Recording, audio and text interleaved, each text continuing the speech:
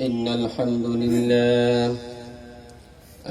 لله نحمده ونستعينه ونستغفره ونؤمن به ونتوكل عليه ونعوذ بالله من شرور أنفسنا ومن سيئات أعمالنا من يهدي الله فلا مضل له ومن يضلله فلا هادي له وأشهد أن لا إله إلا الله وحده لا شريك له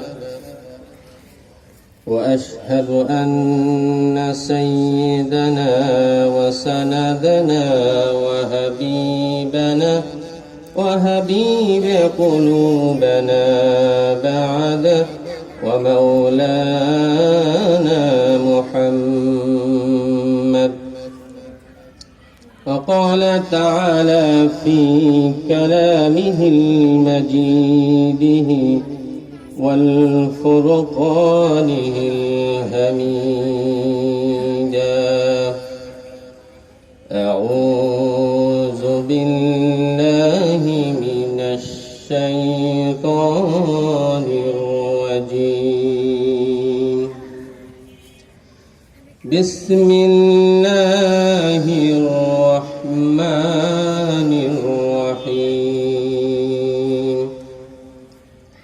ألف لام ميم ذلك الكتاب لا ريب فيه هدى للمتقين وقال تعالى في كلامه المجيد والفرقانه الحميد إن الذين قالوا ربنا الله ثم استقاموا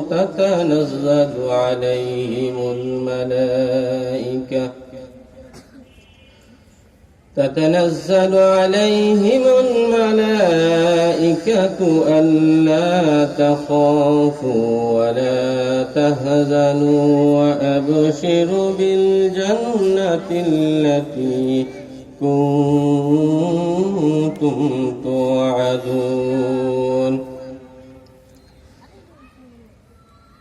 إن الله وملائكته يصلون على النبي يا أيها الذين آمنوا صلوا عليه وسلموا تسليما اللهم صل على محمد وعلى آل محمد كما صليت على إبراهيم وعلى آل إبراهيم إنك حميد مجيد اللهم بارك على محمد وعلى آل محمد كما باركت على إبراهيم وعلى آل إبراهيم إنك حميد مجيد معزز محترم উলামায়ে কেরাম অধ্যকার মাহফিলের উপস্থিত ইসলাম প্রিয় ভাই ও বন্ধুরা পর্দার অন্তরালে ইসলাম প্রিয় মা ও বোনের আসসালামু আলাইকুম ওয়া রাহমাতুল্লাহি ওয়া বারাকাতুহু মহান মনিবের দরবারে আলিশানে অসংখ্য অগণিত অফুরন্ত প্রাণ খুলে মন ভরে শুকর গুজার করি যিনি মহান রব্বুল ইজ্জত জাল্লে শানুহু আমাদেরকে পৃথিবীর সমস্ত ফিতনা ফাসাদ থেকে দূরে রেখে অত্যন্ত মেহেরবানি করে অত্যন্ত ভালোবেসে মহব্বত করে আমাদেরকে তার কুদরতি আরশের ছায়ায় বেহেশতের বাগানে, জান্নাতের বাগানে, কোরআনের মাহফিলে উপস্থিত করে কোরআন এবং সুন্নাহর আলোকে কিছু কথা বলা এবং শোনার এবং সে অনুযায়ী আমল করার মন মানসিকতা নিয়ে এখানে বসার তৌফিক এনায়েত করেছেন। সেজন্য কালিমাতুশ শুকুর আদায় করি, আলহামদুলিল্লাহ।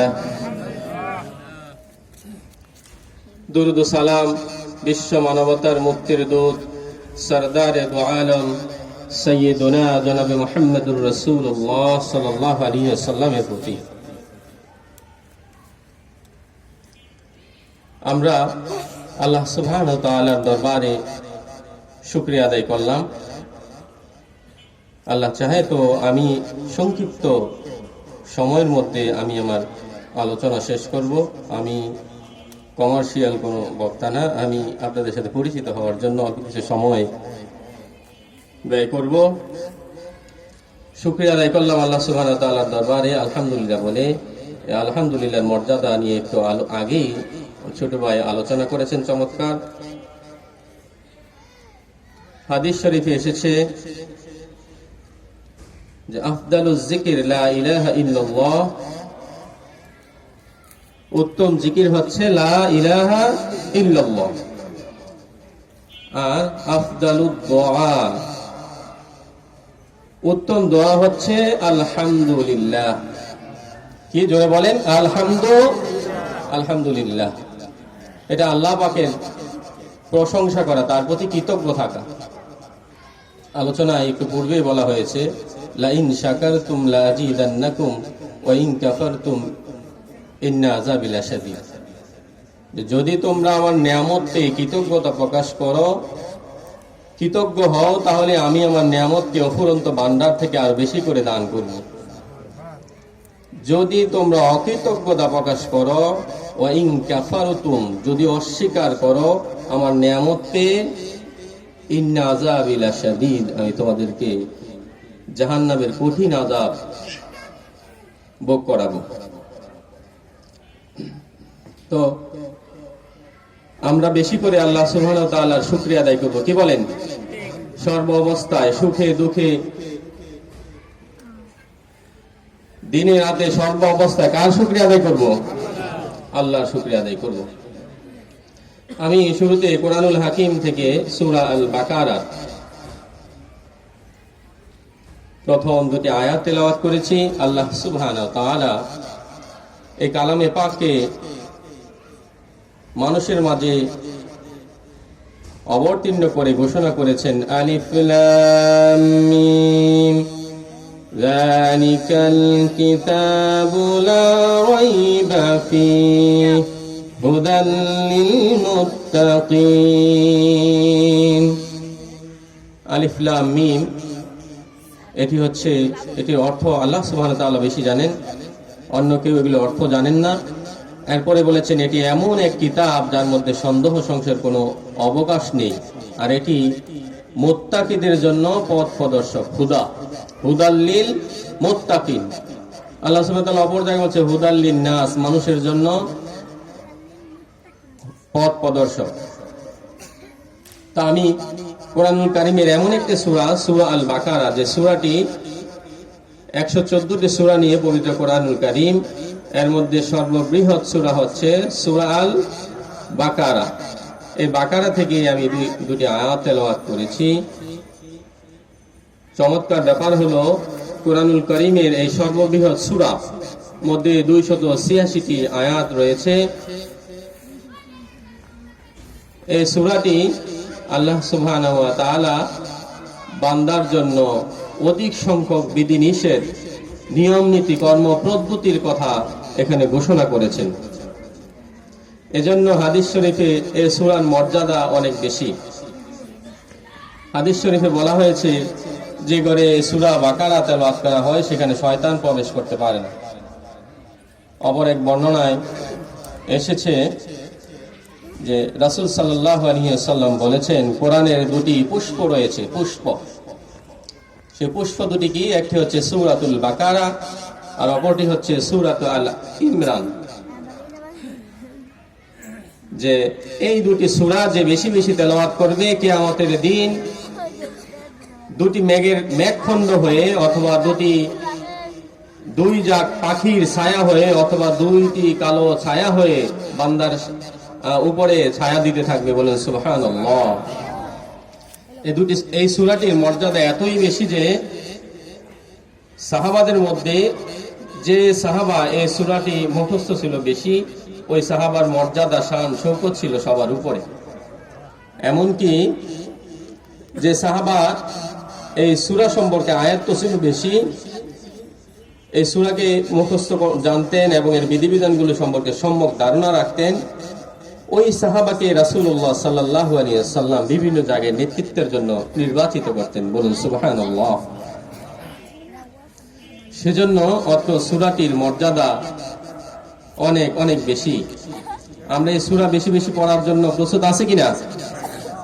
আল্লাহ সুবহানাহু ওয়া তাআলা এই কোরআনকে মানব জাতির জন্য প্রেরণ করেছেন হেদায়েত স্বরূপ। আমরা এই কোরআন থেকে হেদায়েত গ্রহণ করতে রাজি আছি কিনা? ইনশাআল্লাহ। এই কোরআন থেকে বেশি বেশি করে হেদায়েত লাভ করতে হলে আমাদের কি করতে হবে? শুরুতেই এই কুরআনুল কারীমকে পাঠ করতে জানতে হবে। এরপরে এর বিধিবিধানগুলো আমাদেরকে জেনে ব্যক্তি জীবনে, পারিবারিক জীবনে, সামাজিক জীবনে, রাষ্ট্রীয় জীবনে এর যে নিয়ম নীতি কর্মপদ্ধতিগুলি আল্লাহ সুবহানাহু ওয়া তাআলা বান্দার জন্য নাজিল করেছেন সেগুলির প্রয়োগ ঘটাতে হবে। সেজন্য এই বিধিবিধানকে আমাদের বাস্তব জীবনে গ্রহণ করতে রাজি আছি আমরা? ইনশাআল্লাহ আমরা রাজি আছি। এই কোরআন এমন একটি মর্যাদাবান বস্তু, এই কোরআনকে যেই ধারণ করেছে আল্লাহ সুবহানাহু ওয়া তাআলা তার মর্যাদাই বহুগুণে বৃদ্ধি করে দিয়েছেন। এই কোরআন ফেরেশতাদের মধ্যে বহু ফেরেশতা রয়েছে, লক্ষ লক্ষ ফেরেশতা আল্লাহর তৈরি, যারা নিষ্পাপ সর্বক্ষণিক আল্লাহ তাসবিহ পাঠ করছেন। এর মধ্যে সর্বশ্রেষ্ঠ ফেরেশতা হচ্ছে জিবরাইল আলাইহিস সালাতু ওয়াস সালাম। কে বলুন? জিবরাইল আলাইহিস সালাতু ওয়াস সালাম। কেন? তিনি আল্লাহ রাব্বুল আলামিনের পক্ষ থেকে তার প্রিয় নবী মুহাম্মদ সাল্লাল্লাহু আলাইহি ওয়াসাল্লামের নিকট ওহী নিয়ে আসতেন, এই কোরআনকে তিনি বহন করে নিয়ে আসতেন। সেজন্য কোরআনের মর্যাদা বৃদ্ধি করে দিয়েছেন কে? আল্লাহ সুবহানাহু ওয়া তাআলা। এরপরে নবীদের মধ্যে, রাসূলদের মধ্যে সর্বশ্রেষ্ঠ নবী হচ্ছেন আমাদের মুহাম্মদ সাল্লাল্লাহু আলাইহি ওয়াসাল্লাম। প্রিয় নবী মুহাম্মদ সাল্লাল্লাহু আলাইহি ওয়াসাল্লামের মর্যাদা আর বেশি বৃদ্ধি হয়ে গেল এই কোরআনকে তার উপরে নাজিল করার কারণে। এরপরে সৃষ্টির সেরা আশরাফুল মাখলুকাত, পৃথিবীর শুরু থেকে আজ পর্যন্ত কিয়ামত পর্যন্ত যত মানুষ আসবে, এই মানুষের মধ্যে বিভিন্ন উম্মাহ আল্লাহ সুবহানাহু ওয়া তাআলা সৃষ্টি করেছেন। এর মধ্যে সর্বশ্রেষ্ঠ উম্মত হচ্ছে উম্মতে মুহাম্মাদি সাল্লাল্লাহু আলাইহি ওয়াসাল্লাম। কেন?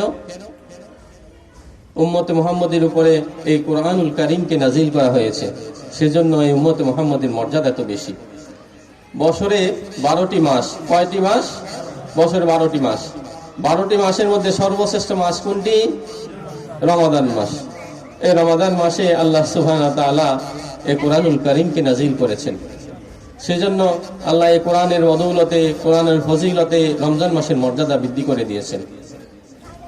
পৃথিবীর মধ্যে সর্বশ্রেষ্ঠ যদি কোনো মানবকে আমরা যাচাই করতে চাই তাহলে কোরআন দিয়ে যাচাই করতে হবে। আইয়ামে জাহিলিয়াতের যুগে রাসূল সাল্লাল্লাহু আলাইহি ওয়াসাল্লামকে যখন দ্বীনে হক দিয়ে পৃথিবীতে পাঠালেন জাহিলিয়াতকে, অন্ধকারকে দূর করার জন্য, তখন আরবে অন্ধকারাচ্ছন্ন যুগ ছিল, জাহিলি যুগ ছিল, যারা ভালো মন্দ বুঝতো না। তখন আল্লাহ রাসূল এই কোরআনের মাধ্যমে এমন একটি দল তৈরি করলেন সাহাবাদের নিয়ে, যারা কোরআনের এই সংস্পর্শে এসে সোনার মানুষ হয়ে গেল, বলেন সুবহানাল্লাহ। শুধু সোনার মানুষই হলেন না, আল্লাহ সুবহানাহু ওয়া তাআলা তাদের কাজকর্মে খুশি হয়ে তাদেরকে জান্নাতের সার্টিফিকেট দুনিয়াতেই দিয়ে দিলেন। আশারে মুবাশশারা এমন 10 জন সাহাবীর নামও ঘোষণা করে দিয়েছেন আল্লাহ সুবহানাহু ওয়া তাআলা। সেজন্য এই কোরআনের পক্ষে থাকতে রাজি আছি না না আমরা? আলহামদুলিল্লাহ, আমরা এই কোরআনের পক্ষে ছিলাম, আছি এবং ভবিষ্যতেও থাকব।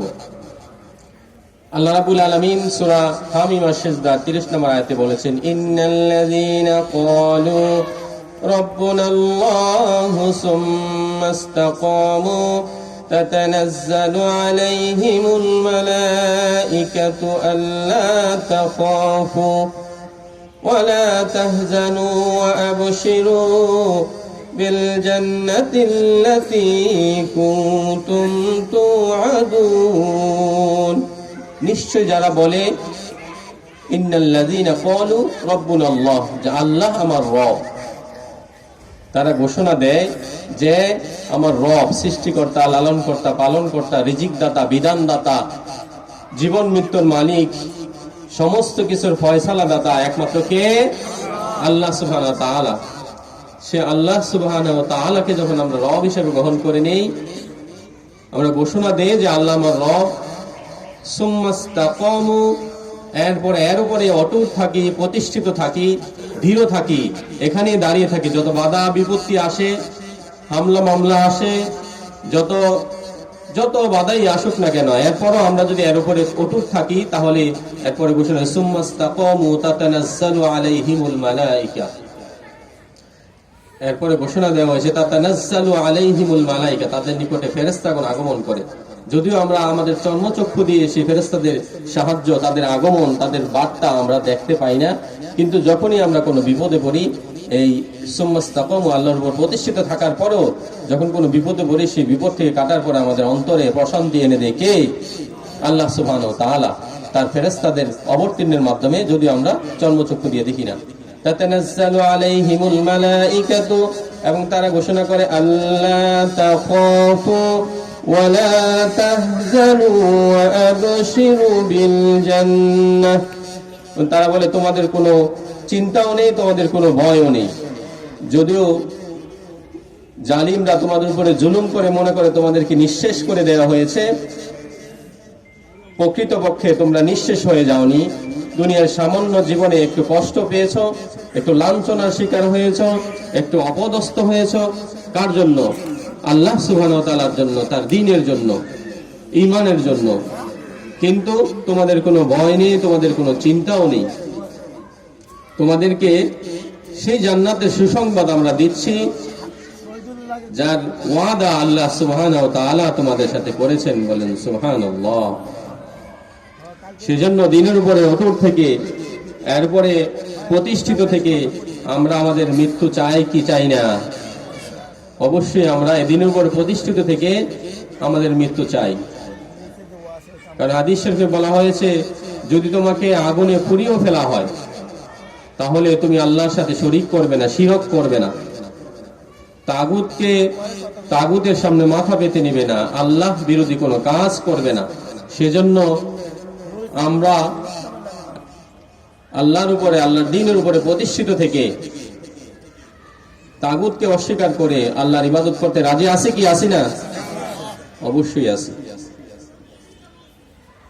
সেজন্য আমাদেরকে প্রথমেই আমি বলছিলাম, এই কোরআনকে বেশি করে আঁকড়ে ধরতে হবে, কোরআনের বিধিবিধানগুলো।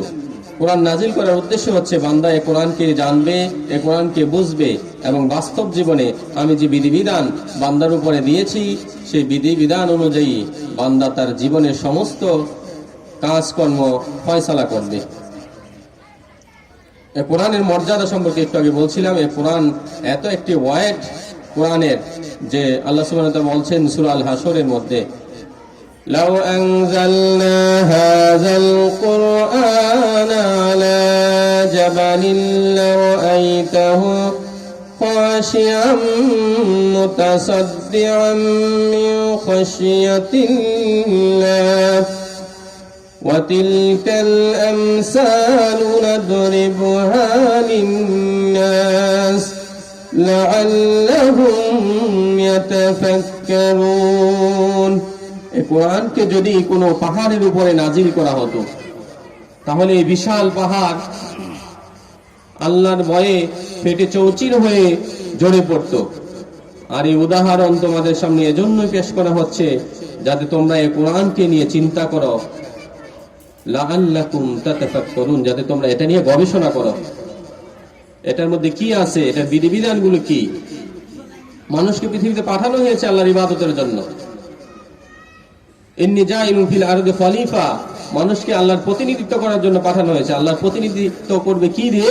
আল্লাহর ইবাদত বন্দেগী দিয়ে। আল্লাহ যে আদেশগুলি করেছেন সেগুলো পালন করার মাধ্যমে, আল্লাহ যে নিষেধ করেছেন সেগুলো পরিহার করার মাধ্যমে, আল্লাহর পূর্ণাঙ্গ অনুসরণ করার মাধ্যমে। আমরা যদি আংশিক মানি আংশিক না মানি তাহলে কি আল্লাহর আনুগত্য পূর্ণ হবে? আল্লাহর আনুগত্য পূর্ণ হবে না। আল্লাহর আনুগত্য করতে হলে আমাদেরকে পরিপূর্ণভাবে রাসূল সাল্লাল্লাহু আলাইহি সাল্লামকে অনুসরণ করতে হবে। বলা হয়েছে আতিউল্লাহ ওয়া আতিউর রাসূল, তোমরা আল্লাহর আনুগত্য করো এবং রাসূলের আনুগত্য করো। আল্লাহর আনুগত্য করতে হলে রাসূলের আনুগত্য হবে। অন্য জায়গায় বলা হয়েছে ইন কুনতুম তুহিব্বুনাল্লাহ ফাত্তাবিউনি ইউহিব্বুকুমুল্লাহ ওয়া ইয়াগফির লাকুম যুনুবাকুম ওয়া ইউদখিলকুম জান্নাহ। আল্লাহ বলেন যে তোমরা যদি আল্লাহর ভালোবাসা পেতে চাও তাহলে আমি রাসূলের ইত্তেবা করো, আর যদি রাসূলের ইত্তেবা করা হয় তাহলে তোমাদেরকে জান্নাতে প্রবেশ করাবে কে? আল্লাহ সুবহানাহু ওয়া তাআলা। সেজন্য আমরা এই কোরআনকে বেশি করে জানবো এবং বেশি করে মানার চেষ্টা করব বাস্তব জীবনে। আজকের যে মাহফিল, এই মাহফিল হচ্ছে খাদিজাতুল কুবরা রাদিয়াল্লাহু তাআলা আনহা মহিলা মাদ্রাসার উদ্যোগে এবং কবরবাসীর উদ্দেশ্যে রূহের মাগফিরাতের উপলক্ষে আজকের এই মাহফিল।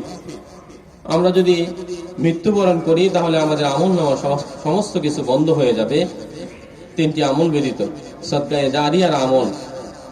যদি আমার সন্তানকে আমি দ্বীনের শিক্ষা দিয়ে যেতে পারি, ইসলামের উপরে প্রতিষ্ঠিত রেখে যেতে পারি, দ্বীনের হুকুম আহকামগুলো তাকে জানাতে পারি, তাহলে সে যত জীবন আমল করবে সে আমলের একটি অংশ আল্লাহ সুবহানাহু ওয়া তাআলা আমার আমলনামায় পৌঁছে দেবেন। বলুন সুবহানাল্লাহ।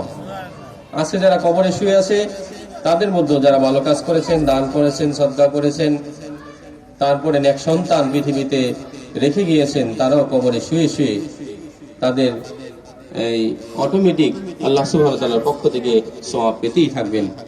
সেজন্য আমাদের লক্ষ্য থাকতে হবে আমাদের সন্তান যারা রয়েছেন তাদেরকে মাদ্রাসায় পড়ানোর মাধ্যমে দ্বীনের শিক্ষাগুলি যাতে সঠিকভাবে দিতে পারি। কারণ হচ্ছে হাদিস শরীফে বলা হয়েছে তালাবুল ইলমি ফরিদাতুন আলা কুল্লি মুসলিম, ইলমে দ্বীন শিক্ষা করা প্রত্যেক মুসলমান নারীর উপরে ফরজ, শুধু ছেলেদের উপরে না, মেয়েদের উপরও ফরজ। সেজন্য ছেলে মেয়ে উভয়কেই আমাদেরকে দ্বীনের যে বিধিবিধানগুলো ফরজ যে রয়েছে সেগুলি আমাদেরকে জানাতে হবে। আমরা আমাদের সন্তানগুলোকে দ্বীনের শিক্ষায় শিক্ষিত করে আমাদের পরিবারগুলোকে জান্নাতি পরিবেশ গড়ে তুলতে রাজি আছি কি নাই? আছি। তো আমি আপনাদের প্রতি উদাত্ত আহ্বান জানাবো, আপনাদের সন্তানদেরকে দ্বীনি শিক্ষায় শিক্ষিত করে ইহকালীন কল্যাণ এবং পরকালীন মুক্তির পথকে বেছে নেবেন, সেই প্রত্যাশা রেখে আমি আমার সংক্ষিপ্ত আলোচনা শেষ করতে চাই। ওমা আলাইনা ইল্লাল বালাগ। আসসালামু আলাইকুম ওয়া রাহমাতুল্লাহি ওয়া বারাকাতুহু।